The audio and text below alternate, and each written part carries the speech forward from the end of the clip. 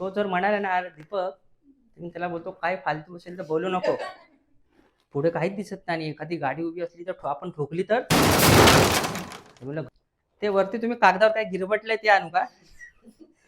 Sir म्हणाले, अरे त्याला स्केच म्हणतात. मैं बैठतो परत बसायचे. आणि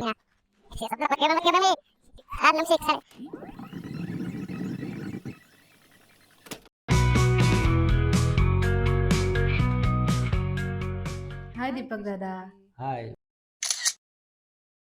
बोल, काय म्हणतेस? तुम्हाला निवासमध्ये एवढे वर्ष झाले तर तुमच्याकडे खूप सारे किस्से असतील. किस्से तर बरेच आहेत. तर तरी त्यातल्या त्यात आठवणीतले 2-3 किस्से सांगतो. मी नवीन सरांकडे ऑफिसमध्ये जॉईन झालो आणि म्हणजे गाडी तर मी चालवतच होतो, पण ना मी कधी असं घाटामध्ये गाडी चालवली नाही. आणि ऑफिसला जॉईन झालो 8 दिवसांनी आम्ही लोणावळ्याला गेलो. मी आपला स्टेट रोडनी तर व्यवस्थित चालवली, पण जेव्हा घाट लागला खंडाळ्याचा, तर मला असं माहीत नव्हतं की घाटात गाडी चालवताना घेर कमी करायचे असतात. मी आपल्या त्या स्पीडने गेलो आणि गाडी स्लो झाली. सरांनी विचारलं, अरे तू घाटात कधी गाडी चालवली नाहीस का? मी म्हटलं, सर नाही चालवली कधी. मग सरांनी मला तो कसे घेर कमी करायचे, कसे वर टाकायचे दाखवलं. आणि मग त्या हिशोबाने आता मी कोणताही घाट असो, कसाही असो, मला काही भीती वाटत नाही आणि मी व्यवस्थित घाटामध्ये गाडी चालवतो. तर हा माझ्या गाडी शिकलो आणि इकडे कामाला लागण्याचा हा एक किस्सा माझा एक आठवणीतला आहे. कारण मी पूर्णपणे गाडी शिकलो नव्हतो आणि सरांकडे जॉब लागलो आणि सरांनी पण ॲक्सेप्ट केलं, मला शिकवलं आणि आज मी कोणतीही गाडी कुठूनही कशीही काढतो. अजून दुसरा किस्सा म्हणायचा झाला की मी मकरन शलाका एकदा पनवेलला जात होतो एका सायरस मिस्त्रीच्या फार्म हाऊसला. तर तिथे जाताना ना एक 9 किलोमीटरचं जंगल लागतो. तर मकरन म्हणाला, दीपक, जर या जंगलात गाडी पंक्चर झाली तर? तो म्हणाला आणि 5 मिनिटांनी आम्ही पुढे गेलो आणि गाडी पंक्चर झाली. मी म्हटलं, अरे यार. मग मी टायर चेंज केला. पाऊस येत होता, माझ्याबरोबर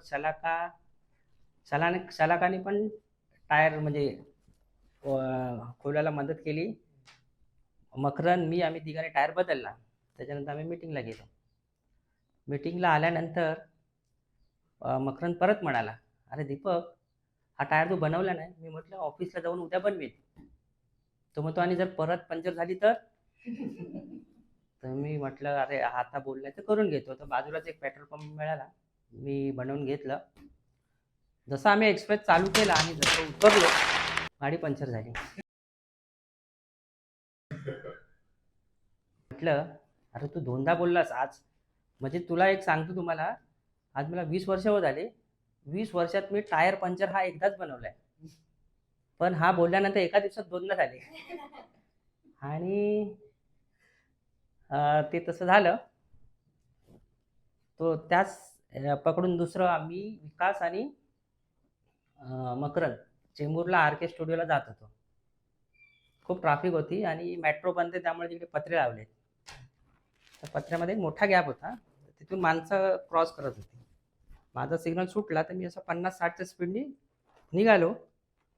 तेवढ्यात मकरन म्हणाला की, अरे दीपक, हे जे माणसं आहेत तिकडनं जर गाडी आली तर? हा बोलायला आणि गाडी आली एकदम असा जवळ, आम्ही वाचलो. अशी गाडी वाकडी तिकडी करून मी त्या गाडीवाल्याच्या पाठी पळालो.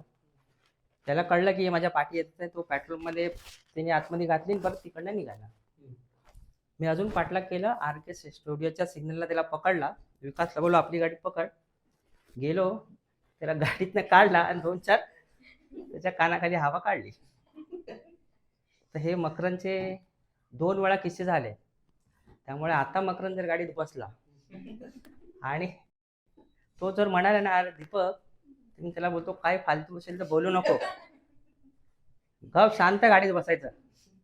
कारण तू बोलला तर होते. हे आता माझ्यासाठी 3दा झालं, म्हणजे एकदा बाकी तसंही असं, पण 2दा-3दा झालं म्हणजे बोललो आता शांत राहायचं. बाकी तर अशी गाडीमध्ये मजाक मस्ती होत असते. अजून एक किस्सा म्हणजे प्रियंकाचा. वैभवी मॅडम, मी आणि प्रियंका MBA मध्ये जात होतो. पावसामध्ये ना तिकडे असे डोंगरावरती तो फॉग येतो. तर पुढचं काही दिसत नव्हतं, 10 फुटावरच दिसत होतं.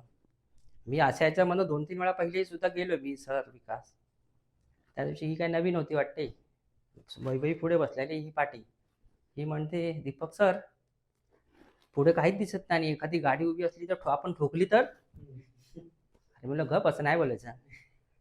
5 पुढे गेलो, 5 पुढे परत म्हणते, दीपक सर, लेफ्टला पण एकदम खोल आहे, राईटला पण एकदम खोल आहे, चुकून आपली गाडी जर खाली खोलमध्ये गेली तर? मी म्हटलं, अगं गाडीत बसून असं का तू वेगळं बोलते? जर तू आता तिसऱ्यांदा बोललीस, कारण माझं हे मकरांच्या डोक्यात असल्यामुळे मी बोला, आता जर तू तिसऱ्यांदा बोलली नाही, मी तुला इथेच गाडीत उतरवेन. अरे हे तर खूप फनी किस्से आहेत. अजून काय असतील असे किस्से तर सांगा ना. अजून किस्से असे की एकदा सरांनी ना, आमचा डिम्पल आर्केडकडून दुसरीकडे ऑफिस होतं. तर सरांनी स्केच काढला होता पेपरवरती. आणि सर खाली आले आणि काहीतरी काम होतं, त्यांना आठवलं. त्यांनी म्हणाले, अरे मितेश, ते वरती ना मी एका कागदावर स्केच केलं आहे, ते घेऊन ये. मितेश वर गेला, कागद शोधली.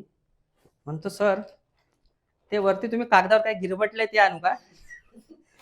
सर म्हणाले, अरे त्याला स्केच म्हणतात. तर तो एक आठवणीतला किस्सा आहे. म्हणजे आपल्या आर्किटेक्ट ऑफिस म्हणजे गिरबटला हा शब्द आलाच नाही पाहिजे, असं शाळेतला शब्द. आपल्या इकडे स्केचच बोललं पाहिजे. 2 लाईनी मारा, 3 लाईनी स्केचच बोललं पाहिजे. हा एक आपल्या त्या हिरोचा आहे. हा एक किस्सा झाला. दुसरा किस्सा असा की नॅप सरांबरोबर आम्ही JSW ला गेलो होतो. येताना आम्हाला सायननंतर खूप ट्रॅफिक लागली आणि ह्यांना घरी जायची घाई होती. जसे एवढी ट्रॅफिक होती, हे म्हणायचे, चल मी उतरतो, मी चालत जातो आणि रिक्षा करून घरी जाईन.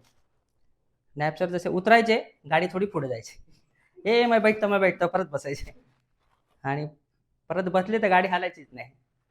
आणि असं 3दा झालं. 3दा ते बसले खाली उतरले, बसले खाली उतरले. तर हा एक त्यांचा. आणि नॅप सरांबरोबर गेले की खूप मजा येते.